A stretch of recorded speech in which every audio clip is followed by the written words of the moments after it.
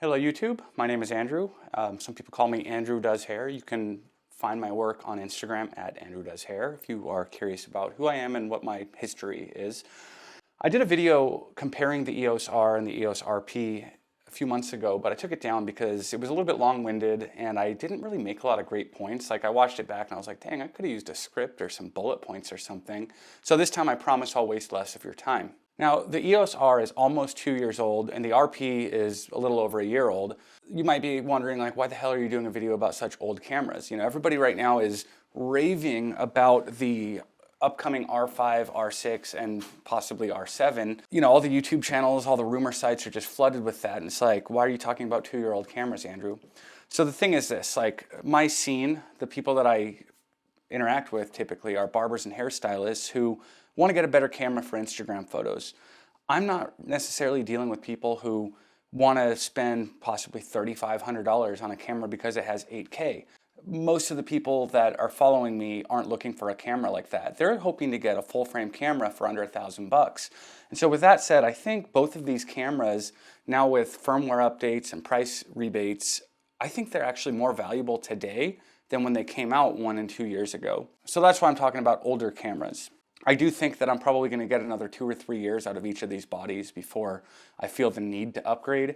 So a friend of mine recently asked me which of these cameras I would recommend for him, and I ended up writing out this whole list of pros and cons about each, and this video is actually almost a direct response to him. But if anybody else gets any value out of it, thank you for watching. So I noticed a few generations back that Canon kept putting these really cool features in some of their Rebel cameras and in some of their M series cameras. Things like a touch screen that can flip out and Wi-Fi and this sort of thing, focus tracking. The last generation of like full frame cameras like the 6D Mark I or the 5D Mark III, they didn't have any of these bells and whistles. And even when the 5D Mark IV came out, they didn't give it the flip screen.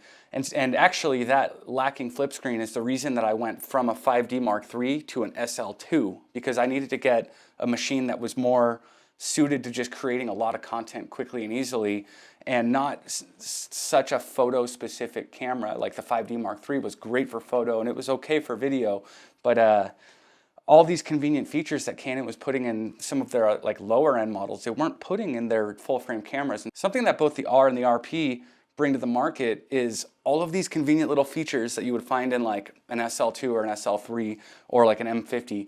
All these convenient little workflow features and a full frame sensor. And so these cameras really marry the ability to take some serious portraits, which is what I focus on and what most of my followers focus on, but it's also really streamlined and easy to just like crank out some video real quick and do it on the fly and transfer it with Wi-Fi over to your phone and put it on your Instagram story. So that's where these cameras really are special. So the first point I want to cover here is the price.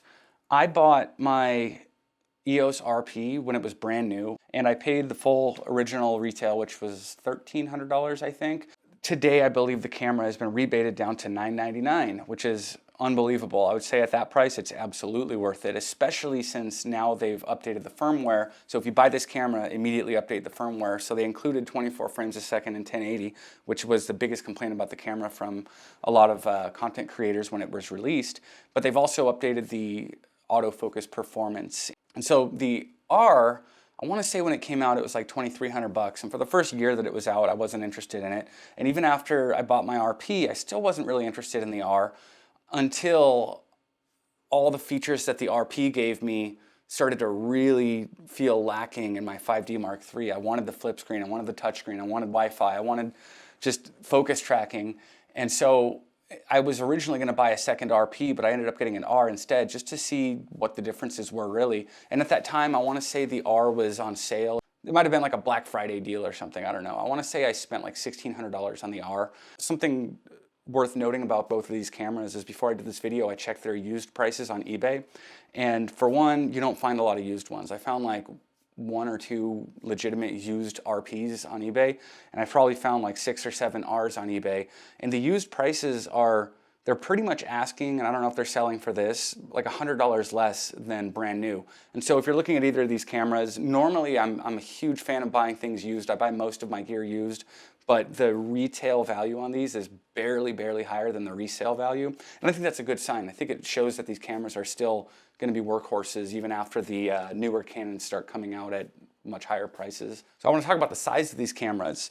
When I did my initial review of the RP shortly after I bought it, I mentioned that I really liked the small size, but over time, after using it with bigger lenses and using it for longer, more extended periods, it started to feel too small. Like it got me, it was too small. And that was actually a huge part of the reason that I bought the R, is I wanted a bigger camera, and I had read that the R is a little bit bigger. And so when I bought the R, I found that it was so slightly bigger that it still felt too small in my hand. And so both the RP and the R, at just the bodies themselves, to me personally, and maybe I kind of have big hands, but they just felt too small. Like my pinky was constantly slipping off the bottom, which for carrying it around all day was not so bad. But as I was trying to go and reach some of the back buttons with my thumb, I would have to move my thumb over in such a way that it was hard to hold the camera and get my thumb way over here. And so I started to want a bigger camera. So when I got the R for a bigger camera and it wasn't bigger enough, I bought the battery grip for it. And now it's a nice, good, big, girthy camera, and it feels really good in hand. But, so let me put it this way.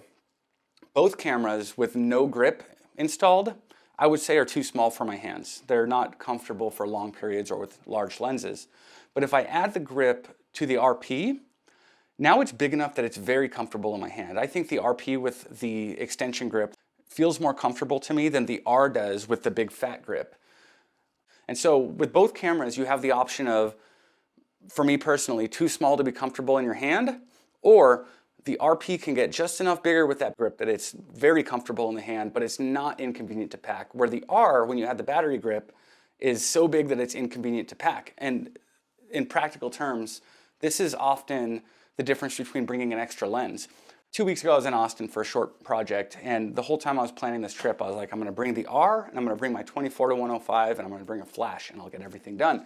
But the last minute, the morning I was leaving, I put my R away, and I grabbed the RP, and I grabbed this 24mm Sigma lens that I'm using here, because at the last minute, I was like, you know what, I'll bring the smaller body and an extra lens. And the size difference between the two, at least with the battery grips installed, is different enough that it means bringing an extra lens or not. So realistic, practical, real life scenario, I think the RP wins for size.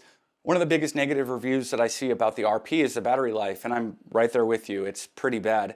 I will say that in addition to the battery life being poor, I think Canon did a pretty poor job of giving us monitoring over our battery life. Like the RP will show you 3 bars on the battery for 78% of the battery life. And then as soon as it goes down to 2 bars, you have 10 minutes left. And then if it has 1 bar, you're dead, basically. And so the way that the battery reads out on the RP is like, hey, you're good, you're good, you're good. Oh my God, change your battery. But if I have spares and I'm not worried about it, it doesn't actually end up being a problem.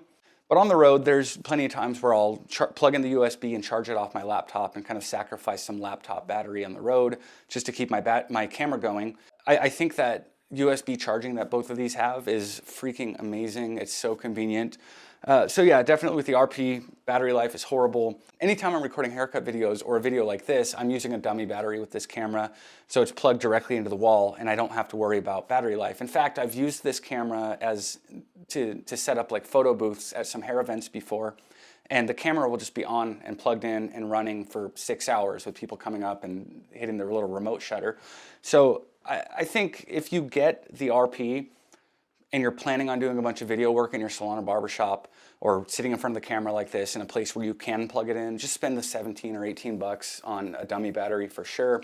Definitely buy a second battery. I will note too that if you're using a third-party battery, the USB charging does not work. It's like Canon knows, like, hey, that's not a Canon battery, and it won't charge a third-party battery. So with the R, I have never had an issue with the battery life, especially since I'm using 2 batteries in the grip. It's just never been a thought, really. So basically, in practical terms, when I'm using the RP, I plug it in after every use. I rarely have to actually swap batteries because I rarely do any projects that are intensive enough and heavy enough and long enough that I can burn through an entire battery. But with the R, I plug it in at the end of the week. So with the R, you can actually go into the menu and look at the battery life as a percentage, and that's really helpful.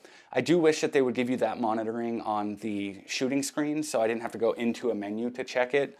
But for the most part, even if I see two bars on my R, I'm not worried about it. Like, I kind of wait until, you know, at the end of every use, I'll check the percentage, and if I'm down to like 15%, then I'll actually plug it in. But that's about once a week, and I use my cameras every day in some form. I want to talk about the lens mount on these cameras. So I own the RF 24-105, and it's absolutely phenomenal. It's the best 24-105 there is. I've borrowed the 51.2 in the RF mount, and it's absolutely perfect. Aside from how good everybody knows the new RF lenses are, something that I feel doesn't get talked about enough with both of these cameras, we've got the white square for EF-S lenses, and we got the red dot for EF lenses. This is really, really big. If you're coming from a crop sensor Canon, you got a couple Sigma crop sensor lenses, you got a couple EF-S lenses. Like, I personally still own the Canon 10-18 just because it's so light and easy and convenient. And if you put one of these crop sensor lenses on either of these cameras, it works. And so if you're already invested in a bunch of crop lenses and you want to jump up to full frame, you don't have to get rid of all your lenses. You can still continue to use them on these cameras. Granted, for photo, you're going to lose a lot of resolution to use the cropped sensor. But I do find that that's a useful tool to be able to crop the sensor in body. I like to use it to get a little bit of extra reach out of lenses at times when resolution isn't as important. For video purposes, this is huge too, because if you're shooting in 4K, it crops the sensor. And so if you put a lens that the camera knows is a crop sensor lens, it'll only allow you to shoot in 4K, which is fine enough. I'll get more into the 4K features later in the video here. But the point being, the bottom line is this lens mount, including the EF-EFS adapter, this is basically the most versatile camera on the market as far as lenses. You can use any EF lens, you can use any EFS lens, and you can use any RF lens. That's a lot of lenses. I never jumped over to Sony back when all my friends were doing it because I was already invested in EF lenses, and I heard iffy things about adapting Canon to Sony. And I just wasn't ready to take that plunge. And so I've also known people who are shooting with like the 7D Mark II, and they don't want to jump up to a full frame because they got this good Sigma crop sensor glass that they don't want to give up, or they just love it, you know? And so switching to either of these cameras from a crop sensor, you can use all of your crop sensor glass. Okay, for shooting stills, both of these cameras are similar enough that unless you're really, really serious about photos, maybe a professional, or shooting specific things that require like a very high dynamic range, these cameras perform close enough that there's never been a moment where I'm shooting with my RP and I go, dang, I wish I had the R to get this shot. I will say that the continuous shooting mode on the R, when you're in manual focus or one shot, is a lot more impressive than the RP. The RP is, you know, quite a bit slower.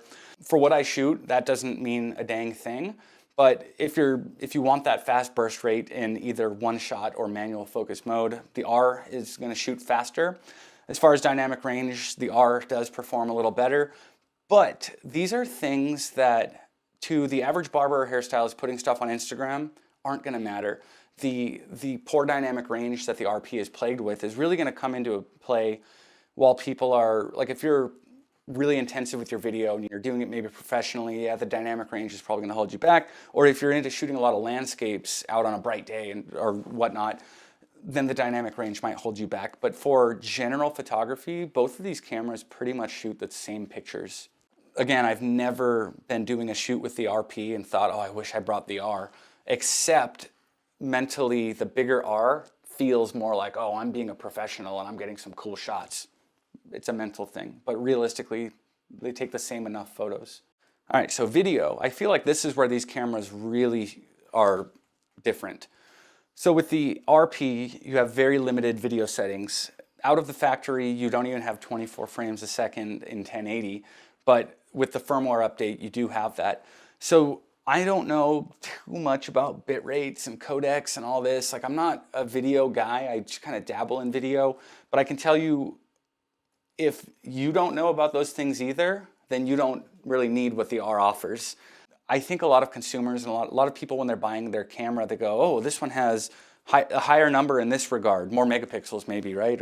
Or higher bit rate. I'm going to need that. It's going to make a difference. Unless you're really good at video and you're doing a lot of work in post, the difference between these cameras isn't that huge for the most part. There are a couple ways that the R completely still creams the RP, but if you're shooting a whole bunch of quick video clips and you just want to like Wi-Fi them to your phone and post them on Instagram, edit them on your phone real quick, and you're doing just a lot of video work that doesn't have to be so overly perfect, I think the RP is amazing.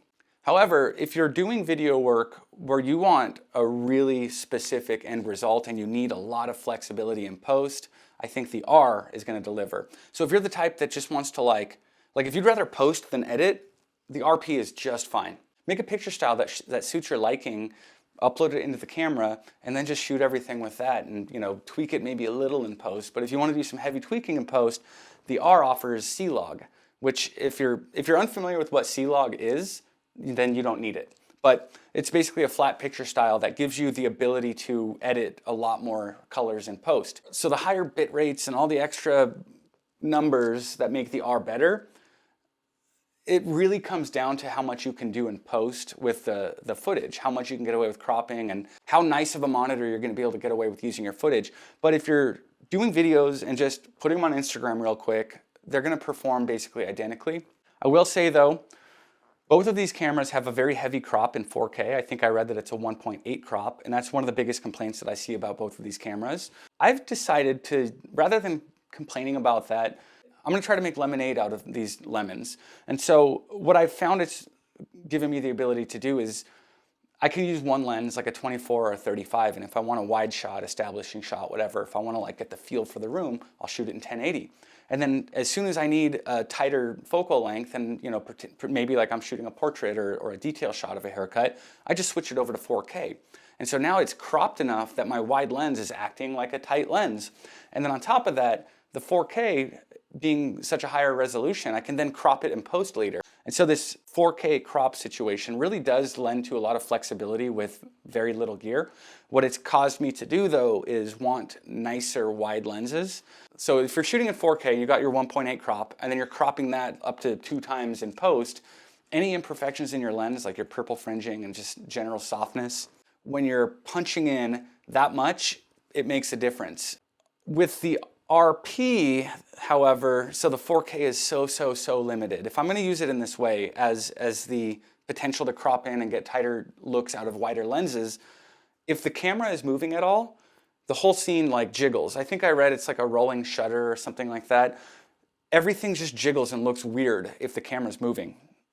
And on top of that, the autofocus pretty much doesn't work. Like there is autofocus in 4K, but the dual pixel autofocus is disabled. And so you have this like really crappy autofocus that for realistic intents and purposes doesn't work. So the RP's 4K, it'll work if your camera is still. So if you got it on sticks, stick it on a tripod, and if your model's still. So thankfully in my case, I'm shooting a haircut, that the haircut's sitting still, and the camera's on a tripod and the camera's sitting still, so I can get away with using this 4K footage. But if I'm moving the camera at all, or if the model's moving at all, then I'm gonna get wobbly pictures from the camera moving, or I'm gonna get a person that goes out of focus and never gets back in focus because the 4K focus doesn't work in the RP. Now in the R, both of these features are not so bad. The 4K autofocus works okay, and the rolling shutter isn't such an issue. I mean, it might be, it just hasn't been for me. Maybe I haven't used it in the right scenarios to notice that. And so I feel like the 4K is more useful in the R than it is in the RP, but in very specific circumstances, both are just fine. So something that I really like about the R, if I'm in any photo mode and I go and I hit record, it'll default to record using the settings that I saved as my C3 set, like my custom video settings. And so it defaults to, it'll jump right to C3 and record with those settings. So anytime I'm at an event where I'm gonna do photo and video, I'll dial in my video settings, save them as C3, and then while I'm shooting photo, if I wanna get a quick video clip, I just hit the record button and it defaults to that C3. That's amazing. So with the RP, if I'm in any photo mode and I press the record button, it'll record video. But the settings that it uses, like, I don't know. It gives you very limited control. I found that if I'm in like FV mode and I'm shooting photo and I hit the record button, it'll start recording video, but it doesn't default, as far as I can tell, and please correct me if I'm wrong, it doesn't default to any preset settings elsewhere. It defaults to its own weird limited settings. So if I move my aperture wheel, it'll give me exposure compensation, but I don't know if or how I can change my aperture when I'm recording in that way. And the shutter speed, as far as I can tell, is stuck at 1/125th, while the frame rate defaults to 24 frames a second. And so I get this really weird choppy footage, and I can't control my aperture or my ISO, and or my shutter speed. And so switching between photo and video on the RP, you actually have to turn the mode dial on the top from your photo mode to your video mode if you want to get any kind of usable manual controlled video. Where on the R, you can preset your C3 settings to whatever video settings you want, and anytime you hit the record button, it defaults to those settings. And so that's much nicer on the R. So for the RP, you're going to be toggling around that mode dial a whole bunch. On the R, if you shoot photo and video, it's very convenient. Autofocus. For pretty much every intent and purpose that I've used either of these cameras for, I cannot, for the life of me, tell the difference between the autofocus performance in both of them. I do believe the R has more autofocus points, but it's like so many in both cases with both cameras that it's not like you're counting the dots across the screen. There's no dots. And so I haven't found any cases where the RP won't focus and I wish I had the R because I feel like it focuses better. I don't feel a difference between the two. However, my one and only complaint about both of these cameras is the autofocus. And it's not necessarily the performance of the autofocus, but the way that you can control the autofocus. So let me back up a little bit and talk about my previous cameras. I used to have a 5D Mark III and I used to have a 6D Mark I. And with both of those cameras, they had a secondary button that you could program to switch between one shot and servo mode. And so if you're unaware of those, one shot is where the camera will lock focus on something and stay locked at that distance. Servo is where it continually changes focus based on a moving subject or whatever. And so the 5D Mark III had a button right here that you could hit with your ring finger, and if I held it down, the camera would not lock focus. If I did not hold it down, the camera would lock focus. On the 6D Mark I, the button was here with my left hand, and so if I held it down, I wouldn't lock focus. If I didn't hold it, I would lock focus. So with this camera and with the RP, if I want to switch from one-shot mode where it locks focus to servo mode where it doesn't lock focus, I need to press a secondary button to toggle it off and on. And so what that does is, with the previous cameras, there was no checking which mode I was in because I knew if I don't press this button, I'm in one shot. If I do press this button, I'm in servo. So there was no checking. And so with these cameras, I have to look at the screen and go, oh, I'm in manual focus right now. Okay, I'm in servo mode.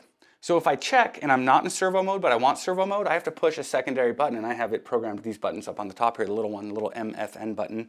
And so I can toggle by pushing that button from one shot to servo. And so in this case, I have to check and change before I can shoot, which sounds little, piddly, little insignificant difference, but it adds up because the same problem exists regarding switching focusing modes. So with my 6D couldn't do this, but my 5D Mark III had what was called a registered autofocus point. And so basically, if I held the AF on button, I would engage a single point in the middle of the screen. And if I held the button next to that, I believe it's a little star button, that would engage the whole area for the whole like 61 autofocus point area. And so without having to check which mode I was in, I could grab a different mode by pressing a different button. One autofocus point, all the autofocus points. One autofocus point, all the autofocus points. And then if I wanted one shot or servo, that was my ring finger. And so from a standstill, I could pick up the camera, not look at what mode it's in, check nothing, and just based on muscle memory, get whatever focus mode I wanted instantly with no extra buttons. So on the R, you can program a button to be your direct AF method. And so what happens is when you press that button, it'll toggle through your autofocus methods. So what this means is if I look at it and I see that I'm in tracking, but I want one point, I have to go from my focus button, I check, and then I go change, and then I can go back to focus. On the RP, it's even worse because it doesn't have the direct AF method option for any of the buttons. So the quickest, easiest way I found on the RP to change focus modes is to have a dial function programmed to that same button.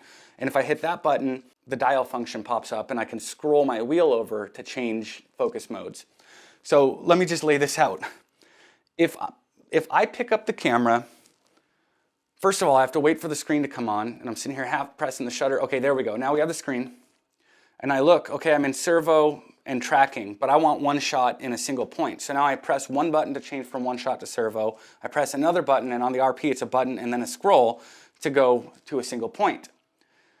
That is a lot more work and a lot more tedious and a lot more frustrating than the old system of a registered autofocus point and a secondary button to hold in for one shot versus servo. That is my biggest complaint. Please, in the comments, if you found an easier way than check and change, let me know, because I've sat and I've gone through my menu. Every other week, I'm like, maybe I just looked at it wrong. And I'll go through all the functions and settings, and the easiest I can find to change your autofocus modes is to check what mode you're in, change it, and then get back to work. I don't like that. Okay, so wrapping up, going from DSLR to mirrorless cameras, and specifically going from full-frame DSLRs that didn't have flip screens and touch screens and Wi-Fi to cameras that now do, how has my workflow changed? I used to look at certain projects, even sitting and doing a video like this, as like so much work. Like, oh, I'm gonna have to sit and manually focus myself in there, and I'm gonna have to monitor it on my laptop because I don't have a flippy screen, and I'm gonna have to take the card out and put it in my computer to edit it down. And so since I've had both of these cameras, I now shoot in JPEG often. The only time I'm shooting in RAW anymore is if I'm doing like a shoot and I plan on doing a lot of editing.